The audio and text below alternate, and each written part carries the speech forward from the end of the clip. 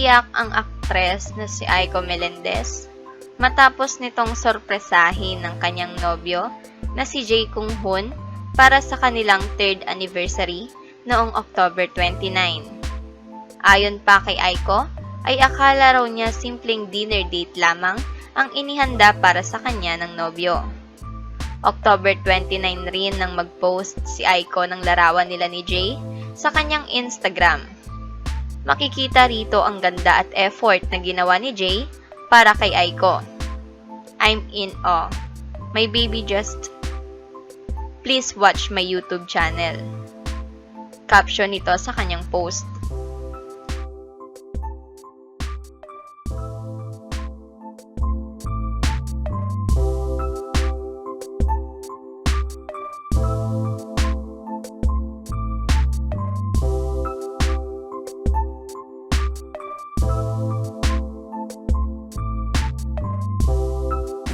Share for 5.